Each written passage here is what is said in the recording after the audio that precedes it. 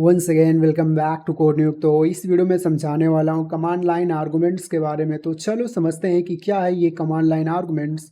तो ये जो कमांड लाइन आर्गुमेंट्स है ना, वो एक प्रकार का वैल्यू होता है जो हम लोग पास करते हैं प्रोग्राम को जब प्रोग्राम एग्जीक्यूट हो चुका रहता है, और इस वैल्यू को हम लोग पास करते हैं टर्मिनल से या फिर कमांड प्रॉम्प्ट से।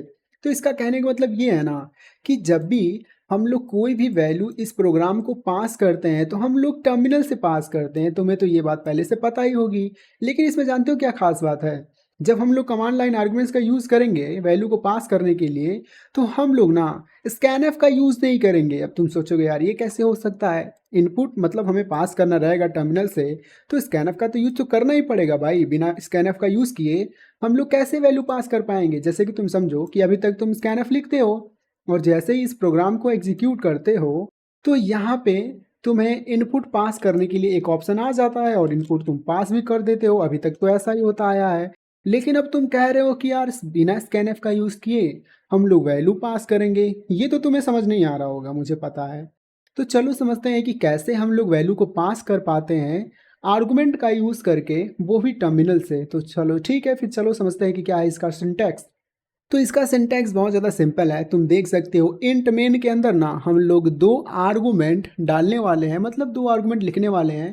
शायद तुम नाम से ही समझ पा रहे थे कि कुछ ना कुछ होगा, लेकिन आर्गुमेंट तो होगा ही कहीं भी, मतलब आर्गुमेंट तो हम लोग लिखेंगे, इसीलिए हम लोग उसको कमांड लाइन आर्गुमेंट कह रहे थे। तो तुम देख भी सकते हो यार इंट मेन के अंदर ना हम लोग दो आर्गुमेंट लिख रहे हैं, और तुम देख सकते हो यार इंट मेन यही फंक्शन होता है। ये दिखाने वाली बात तो नहीं है, लेकिन फिर भी मैं दिखाई दे रहा हूँ कि इंट मेन ना यही फंक्शन है, मेन फंक्शन है।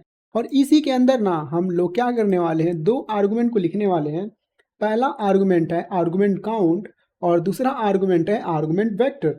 तो इसका तुम पहले वर्क समझ लो, बाकी सब कुछ सिंपल होने वाला है। ये जो आर्गुमेंट काउंट है ना, वो काउंट करता है, क्या काउंट करता है?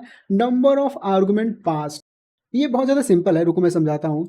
कि मान लो यहाँ पे तुमने एक स्कैनफ यूज़ किया तो तुमने एक एक ही वैल्यू पास कर पा रहे हो। तो अगर अगर तुम मान लो कोई और वेरिएबल ले ले रहे हो, जैसे कि तुम यहाँ पे ले रहे हो m, तो यहाँ पे तुम्हें एक बार और स्कैनफ लेना पड़ेगा और यहाँ पे तुम्हें क्या करना पड़ेगा, m लिखना पड़ेगा। ठीक है, और यहाँ पे एक और, एक मिनट, एक ही लेना पड़ता है। और यहाँ पे तुम्हें एक और प्रिंटफ लेना पड़ेगा m नाम का। तो तुम्हें क्या होगा ना कि तुम्हारे पास दो ऑप्शन आ जाएगा। रुको एग्जीक्यूट करके दिखा रहा हूँ। तुम्हारे पास दो ऑप्शन आएगा वैल्यू को एंटर करने के लिए, ये पता नहीं क्यों आया नहीं, और अभी जाके आया। ठीक है, तो जैसे ही मैं एक वैल्यू एंटर किया ना, तो फिर दूसरा वैल्यू एंटर करने के लिए मेरे पास ऑप्शन आ गया। तो कुल मिला जुला के मैं दो वैल्यू एंटर कर पा रहा हूँ। क्यों कर पा रहा हूँ? क्योंकि मैंने दो बार स्कैनएफ का यूज़ किया, एक बार यहाँ पे और एक बार यहाँ पे। तो सेम टू सेम इसी फैजन में ये जो मालूम है क्या करेगा कि कितनी बारी हम लोगों ने उस वैल्यू को एंटर कराया टर्मिनल से वैल्यू को पास कराया, उसी नंबर को ना ये काउंट करके रखता है। और ये जो आर्गुमेंट वेक्टर है ना, जो भी नंबर तुम पास किए हो उन्हीं का एरे बना लेगा। और एरे बना के, एरे तुम्हें पता है ये क्या करता है, एरे सभी वैल्यू को स्टोर कर लेगा। तो जितना भी तुम पास किए रहोगे उसी चीज़ को स्टोर कर लेगा। मतलब मान लो तुमने दो वैल्यू पास किया, पहला है ये चीज़ और दूसरा है वो चीज़। तो वो जो आर्गुमेंट है ना, जो कि आर्गुमेंट वेक्टर है ARGV, तो वो एक ऐसा एरे बना लेगा और उस एरे में वो दो वैल्यू स्टोर करेगा। पहला तो तुम्हारा हो गया 343, ठीक है, और दूसरा हो गया 2343। तो ये दोनों वैल्यू को ना एरे बना के स्टोर कर लेगा। कौन स्टोर कर लेगा? ये जो आर्गुमेंट वेक्टर है। तो आई थिंक तुम्हें समझ में आया होगा कि क्या होता है कमांड लाइन आर्गुमेंट्स। बस सिंपल है यार, बस वैल्यू को पास करना रहता है प्रोग्राम को, दैट्स इट। और वैल्यू को कैसे पास करना रहता है ये डिपेंड करता है कि तुम कौन सा सिस्टम यूज़ कर रहे हो, चाहे लिनक्स यूज़ कर रहे होगे या फिर मैक ओएस या फिर विंडो। तो मैं विंडो यूज़ कर रहा हूँ यार, दिस दैट्स वाई मैं यही बताऊंगा कि कैसे हम लोग विंडो का यूज़ करके वैल्यू को पास करते हैं। तो चलो फिर टॉपिक पे आते हैं और समझते हैं एक्चुअल कि कैसे हम लोग इसको, रुको मैं कट कर दूँ और इसको हटा ही दे रहा हूँ सबसे पहले। और यहाँ पे मैं क्या करूँगा ना, एक एकदम फ्रेश एग्जाम्पल ले रहा हूँ, इसको मुझे हटा लेने दो, रिटर्न 0। ठीक है, और इसके बाद से हम लोग क्या करेंगे, यहाँ पे तुम्हें पहले से पता है सिंटेक्स क्या होता है। सिंटेक्स में तुम्हें दिखा रहा हूँ, इंट आर्गुमेंट काउंट और इंट आर्गुमेंट वेक्टर। तो यही चीज़ मैं कॉपी करके वहाँ पे पेस्ट करने वाला हूँ। और सिंपली मैं क्या करूँगा, उसको 1 मिनट कॉपी कर लेने दो और यहाँ पे मैं पेस्ट कर दे रहा हूँ। तो यहाँ पे ना ये जो इंट मेन फंक्शन है वो 2 आर्गुमेंट को कैरी करता है। पहला ये चीज़ है और दूसरा ये चीज़ है। ये जो है ना आर्गुमेंट काउंट है, तुम्हें पहले से पता है, काउंट को रिटर्न करेगा और ये चीज़ क्या रिटर्न करेगा, एरे को रिटर्न करेगा। तो फिर ठीक है, तो रुको मैं यहाँ पे टर्मिनल ला ले रहा हूँ, क्योंकि टर्मिनल लाना बहुत ज़रूरी है, क्योंकि यहीं से हम लोग वैल्यू को पास करेंगे।